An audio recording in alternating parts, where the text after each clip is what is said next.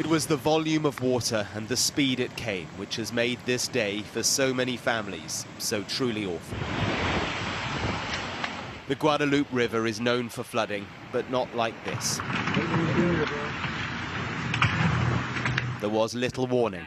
Early forecasts had been for a broad flood watch, and it was only during the night that urgent upgraded warnings were issued. I've seen about 15 or 20 trailers come by this morning, and they in cars, and a lot of them had people in them that were screaming, and we couldn't do anything about it because they were 100, 200 feet away. This is an area popular for children's summer camps, and so children were out there sleeping when the waters began to rise sharply. The searches and the rescues began before daylight. It's like this everywhere. This used to be a forest. But sunrise then revealed the power of the water.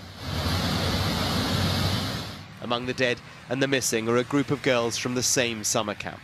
Camp Mystic is for girls aged 7 to 17, and it had 750 attendees. Parents gathered at a nearby school, now a reunification centre. Parents here to find their children or to discover that they are now missing. Rescue crews have used the daylight by air and by river to search a wide area. People, including many children, found and airlifted to safety. There have been over 160 separate airlifts so far. The challenges, though, are numerous. The water moved debris and those caught up in it large distances.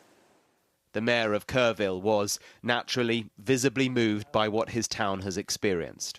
I'm thankful you're here. Today will be a hard day.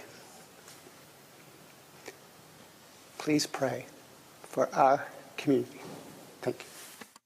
Rescue coordinators explained the complexity of this ongoing operation. It is a very harsh environment. We are doing what's called a primary search, which is basically a very quick search. But when I say quick, that is up, down, sideways. They're turning over as many rocks as they can, culverts, up in trees. They are looking at every possible location, and then we'll start going into a layered approach. Weather forecasters say the sheer volume of rainfall was a shock and hard to prepare for. President Trump has been kept across the developments, and he spoke briefly on Air Force One. Oh, that's terrible, the floods. It's shocking. They don't know the answer yet as to how many people, but it looks like some young people have died. Any federal aid for the... Oh, yeah, sure. We'll take care of it. We're working with the governor. And look and listen to this. It's like this for miles and miles and miles. All those RVs are downriver. One campsite washed away, the tents and the camper vans taken too. There is a tragic echo of history here. In July 1987, along this same stretch of river, 10 teenagers were swept away. This is a place where they are used to flooding, but on this July 4th holiday weekend, it was on another level. You have neighborhoods, RV tourist parks, and also camps that are completely destroyed along the Guadalupe River. Families from across the state of Texas, including from North Texas, traveled here to Kerr County as those updates start to come in from the recovery efforts.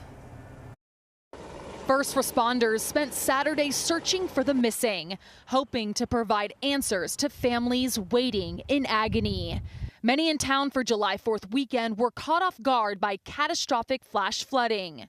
More than 24 campers from the all-girls summer camp, Camp Mystic, are still unaccounted for. Saturday, some parents received the devastating news. The families of Eloise Peck and Lila Bonner confirmed to Fox 4 neither survived. Both attended Bradfield Elementary in Highland Park ISD. 9-year-old Janie Hunt of Dallas also died in the flooding, according to her family. Look at the mattresses. There are mattresses in the American flag.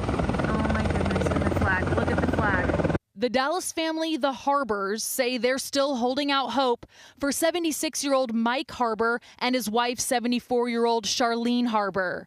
Their grandchildren, Brooke and Blair, pictured in the middle, were staying with them at their Hunt home. The family says the two sisters from St. Rita Catholic in Dallas didn't make it out alive. The water eventually made it inside his home up to his thigh. Oh, in 2 minutes, the water right here. The cabins were smashing against the trees, and the campers were hitting the trees so hard that they were scarring them. Lorena Guillen owns this now barren RV park in nearby Ingram. Concrete slabs show where cabins were washed away. This is where Joni and Robert Brake were staying for the holiday. Their family from Burleson says they still haven't heard from the couple. Others staying in RVs just 10 feet from the shoreline. They tried to get to them so hard, but there was no way. There was no way. I mean, the water at that point had gone up a good 20 feet. And the lower level, all my campers right there, they were already floating.